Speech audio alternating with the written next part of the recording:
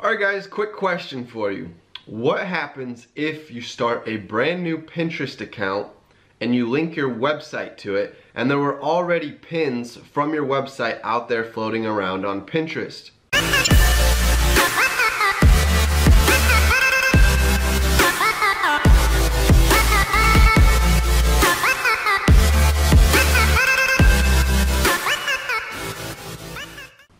So for example, let's say somebody was reading your blog post on your website and you have the share buttons like the social warfare plugin that puts the buttons at the bottom of the blog post or at the top of the blog post.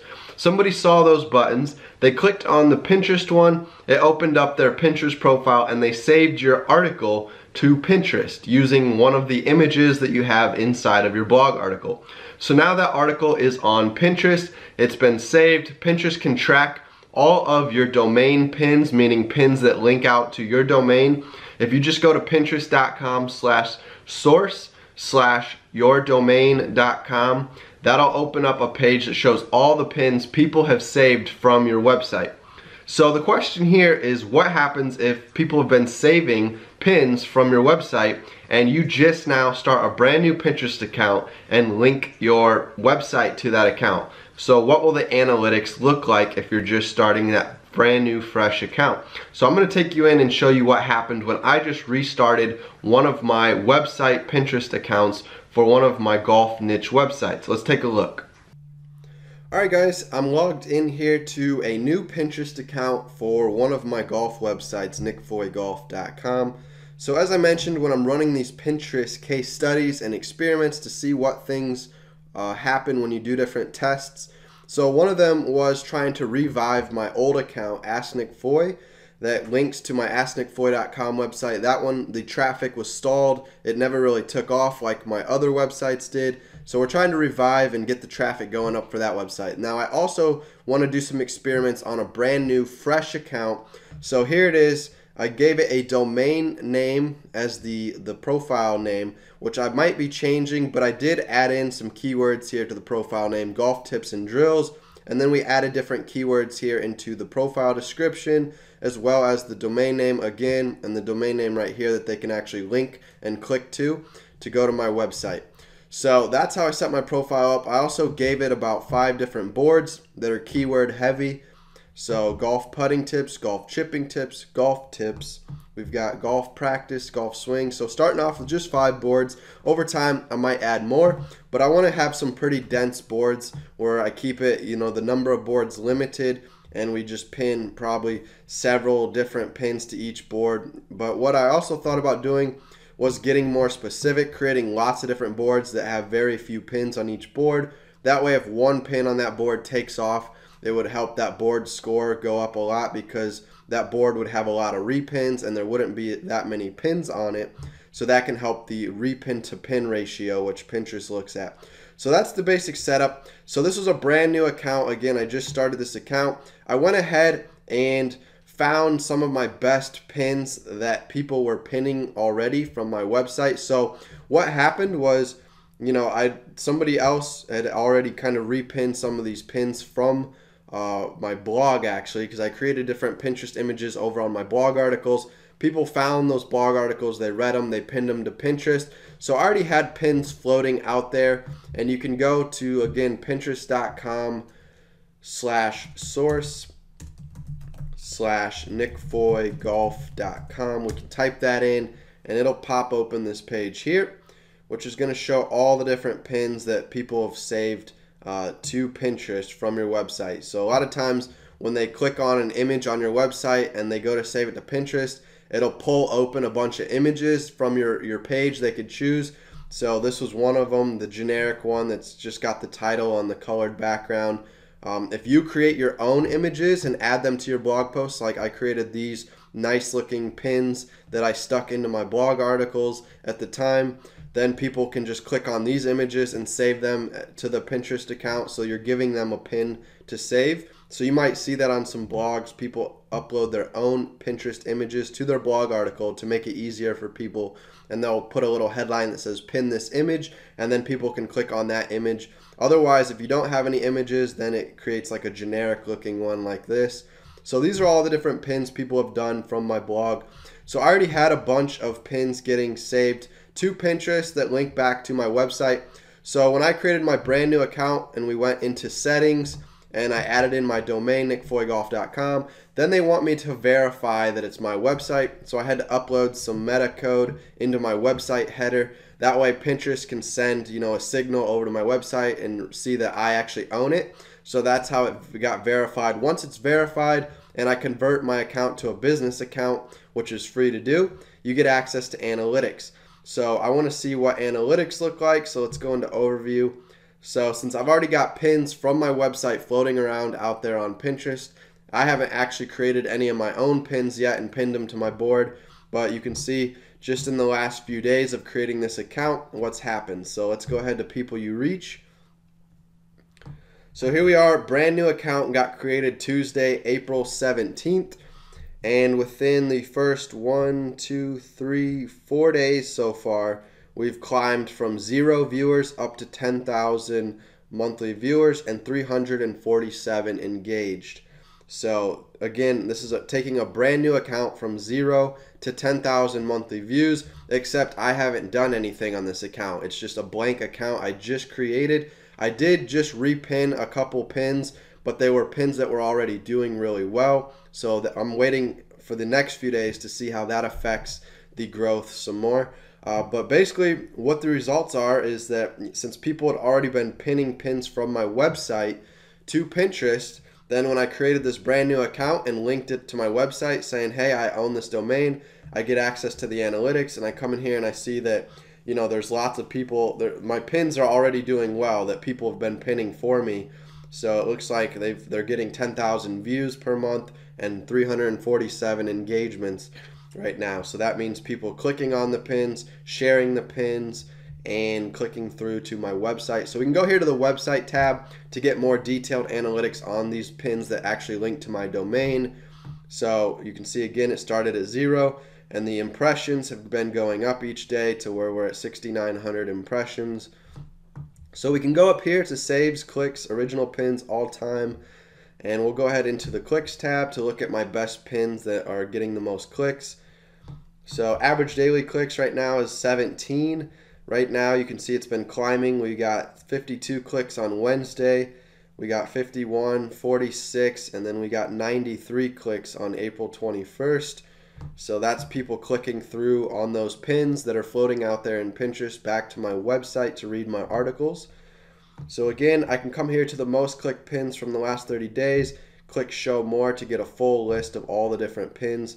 So there's lots of different copies of these pins. So when somebody repins this pin to their board, it creates a new fresh copy. So that's why you see a lot of these are the same images and same blog articles, because they've been repinned, which you can see here, the saves in the last 30 days. So there's lots of different copies of pins out there. It appears that this copy is doing the best. It's got 61 clicks, 2,000 impressions, and 1 save. So if I look through, the next one, 5 putting statistics, and then there's a couple more copies down here. These copies have 9 clicks and 8 clicks, and this one's got 25 clicks. So out of these 4 different copies right here, this one appears to be doing the best. So that's the one I want to save to my Pinterest account, since Pinterest is going to look favorably upon it, because obviously Pinterest is showing this one the most. It's showing it 2,000 times across Pinterest, and it's getting found and clicked on. So this is the copy that ideally you want to save to your board. So all you do is click here. It'll open up the pin in a new tab. So now that it opens it up, we can scroll down here and see, okay, this girl named Kim Cooksey, she saved it to her board golf. So again, you can see that this is a pin somebody else saved to one of their boards, and then this pin took off. It's the one that Pinterest is showing the most. So it's the one that I want to save because Pinterest is giving it the most power or the most juice right now to give it a chance to get, to go viral. So what I did was I saved it to golf tips. So now we're going to save it to a new board. We'll save it to the one called golf putting tips, or we can save it to one of these other boards. So like golf practice, for example, we could save it to that board. So we'll go ahead and just save it to golf practice.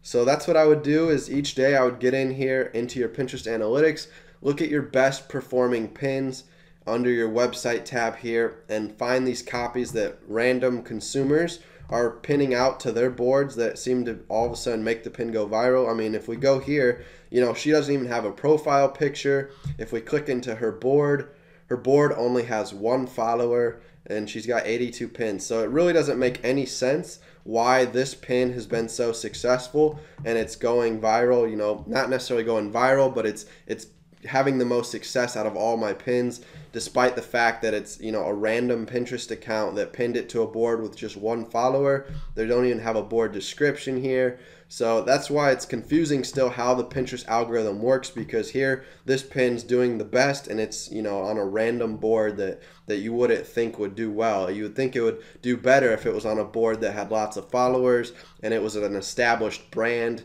that, you know, was popular on Pinterest. But this is just some random person that saved my pin, and now that pin happens to be, you know, doing the best, getting lots of clicks per month and lots of impressions. So either way, that's the one that you want to click on and save to your boards. Now I might go in here and save these other copies as well, since they're also doing well. Then I want to keep their juice going, so I might repin these to help keep them going, keep them growing, because you know, the more repins and clicks a pin gets, the more power and favor Pinterest looks at it. So eventually, you know, some of these pins could really take off if we keep, you know, giving them more power by repinning them. So rather than create a fresh pin from my account, rather than going here and uploading a pin from that blog article, it makes more sense to just repin this one since it's already doing well on Pinterest. And that way we could fill up our boards with some of the best pins out there on Pinterest, and maybe that'll help our profile you know, get favored with Pinterest, and eventually our profile will become an authority profile where anytime we upload new pins, Pinterest automatically starts showing them to lots of people, because you have an established track record of pinning good content that does well, that goes viral, that gets lots of clicks. So once you establish yourself as a quality, high quality profile, anytime you upload new fresh pins, Pinterest will start, you know, boosting those pins for you, helping them get found because you have a good track record. But to get that track record going, you want to pin out established pins that are popular, that Pinterest seems to think are important, that they're showing to lots of people, and that's going to help give you some boost to your profile if you have a brand new fresh profile.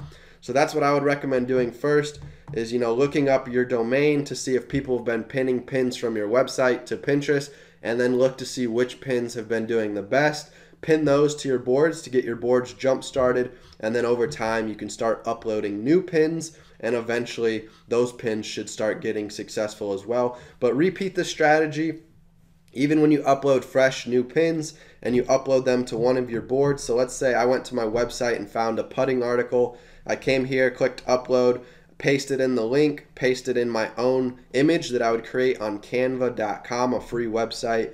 Once I pin it in here to one of my putting boards, now that pin might not get any traffic for a while. So when you go in here to your pins column, you're going to see some statistics. So down here, this little graph, it shows 0. That's because these pins are brand new. I just pinned them to my account like today.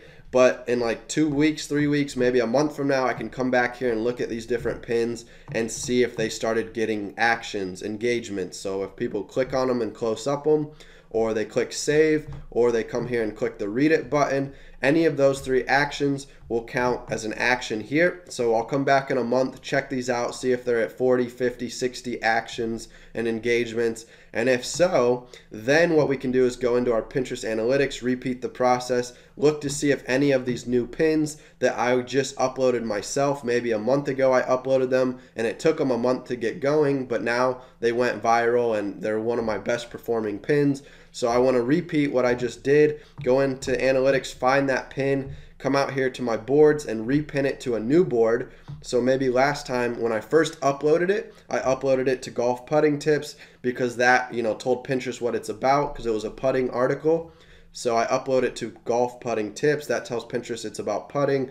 And then it takes a month or so for that pin to get shown in the search feed when people type in golf putting into the search feed here. Eventually that pin starts showing up, getting clicks, getting saves. It starts getting impressions. And then I go into my analytics and I see, oh, that pin's doing well now. So now I want to repin that one because it's one of those popular pins that Pinterest is doing a favor and showing to lots of people for you.